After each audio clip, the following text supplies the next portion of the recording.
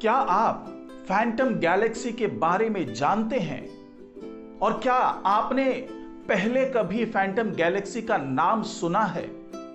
हो सकता है कि आपने इस गैलेक्सी का नाम पहले भी सुना हो, क्योंकि हबल टेलीस्कोप ने इस गैलेक्सी की तस्वीर लेकर कई चौंकाने वाली जानकारियां दी थी। लेकिन इस बार फैंटम गैलेक्सी क्यों चर्चा में है?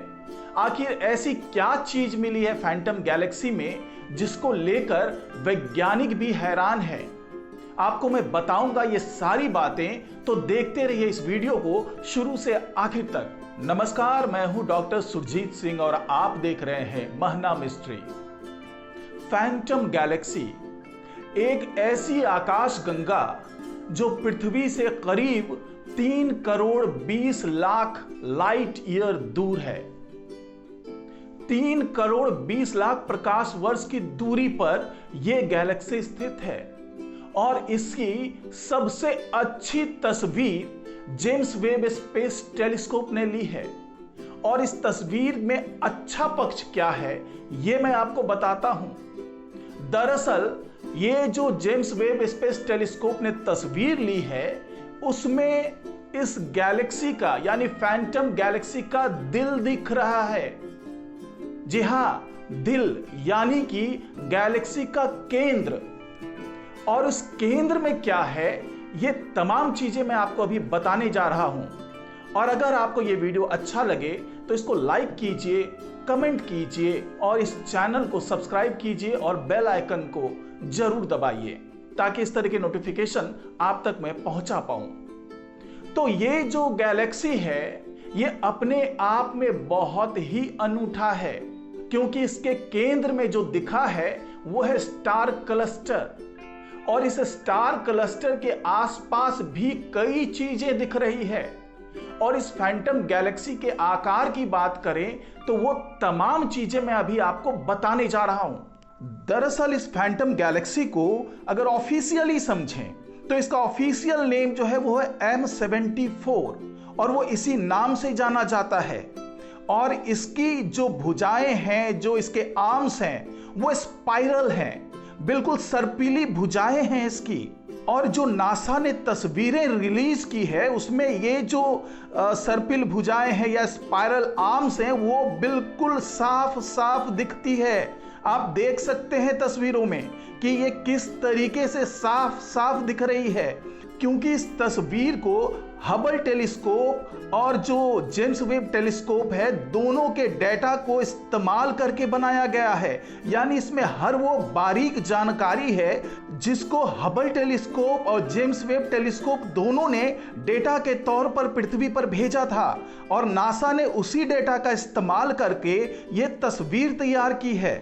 वेब टेलीस्कोप ने जो तस्वीर भेजी है उसमें गैलेक्सी में गैस और धूल के फिलामेंट नजर आ रहे हैं और आकाश गंगा के केंद्र में एक साफ न्यूक्लियर स्टार क्लस्टर है जो गैस के बादलों से पूरी तरीके से आजाद है, मुक्त है। इसके आसपास गैस के बादल नहीं दिख रहे हैं। अब सवाल यह उठता है कि वेब टेलीस्कोप ने इतनी साफ तस्वीर इस फैंटम गैलेक्सी की कैसे ली? दरअसल वेब टेलीस्कोप ने अपने मिड इंफ्रारेड इंस्ट्रूमेंट का इस्तेमाल किया है, यानी MIRI का इस्तेमाल। इसी MIRI का इस्तेमाल करके गैलेक्सी की जांच की, जो स्टार के गठन के शुरुआती चरणों को समझने से जुड़ी परियोजना का हिस्सा है। आपको बता दें कि वेब टेलीस्कोप उन रेज को भी पकड़ लेता है, उन प्रकाश को भी पकड़ लेता है जो आम इंसान आंखों से नहीं देख सकता। यानी वो जो प्रकाश है, इंफ्रारेड प्रकाश, उसको पकड़कर वेब टेलीस्कोप ने ये तस्वीर बनाई है और उसी तस्वीर को नासा के पास भेजा है। और अगर हबल टेलीस्कोप की बात करें तो उसने इस गैलेक्सी के अल्ट्रावायलेट और विजुअल वेव जो होते हैं उसको देखा था और उसी के आधार पर उसने डेटा भेजा था। यही वजह है कि हबल इस फैंटम गैलेक्सी में जो स्टार क्लस्टर है, जो स्टार का जो गठन हो रहा है, उसके चमकते हुए क्षेत्र को भी देखने में कामयाब रहा, जिसे HIII के नाम से जाना जाता है, यानी HIII।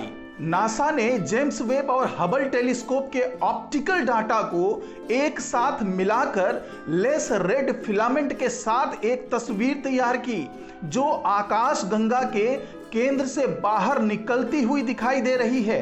अगर इसके बनावट की बात करें और जो तस्वीरों में आप देख पा रहे हैं उसके अलग अलग जो कलर्स हैं उसके अलग अलग मीनिंग्स हैं, अलग अलग रंग के अलग अलग मायने हैं। इसमें जो आप चमकीले गुलाबी रंग के पैच देख रहे हैं वो तारा बनाने वाले क्षेत्र हैं। जी हाँ, इसी गुलाबी रंग के पैच में तारों का निर्माण हो रहा है।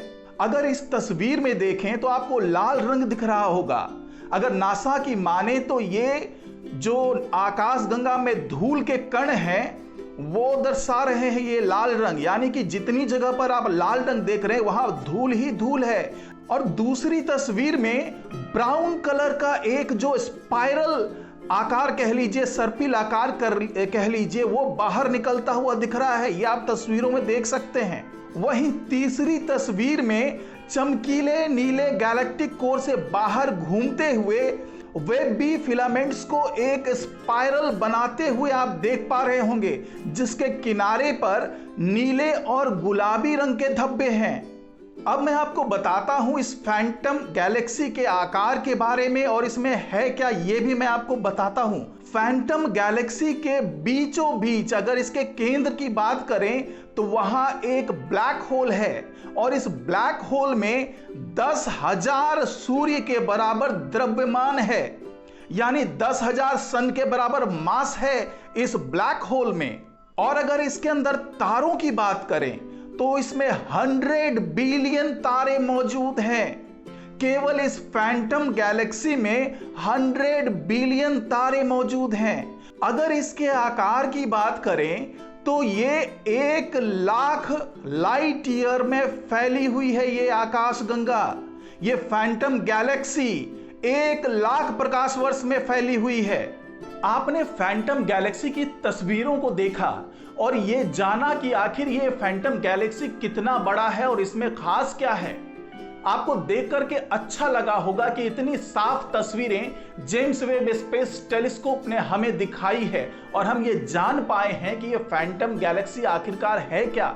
लेकिन वैज्ञानिकों की उत्सुकता इसमें ज्यादा है कि फैंटम गैलेक्सी के दिल में जो स्टार क्लस्टर है आखिर उसका निर्माण कैसे हुआ और जो तारों का गठन होता है या जो तारों का निर्माण होता है तो उसके शुरुआती चरण क्या होते हैं। ये तमाम चीजें वैज्ञानिक जानना चाहते हैं और ये समझना चाहते हैं कि आखिरकार जब ब्रह्मांड में तारों की उत्पत्ति हुई और जब तारों का क्लस्टर बनना शुरू हुआ तो उसके शुरुआत के चरण क्या थे। तो इन्हीं तमाम चीजों पर वैज्ञानिक अब आगे स्टडी कर रहे हैं, आगे की खोज कर रहे हैं। तो इस रिपोर्ट में फिलहाल इतना ही। नमस्कार।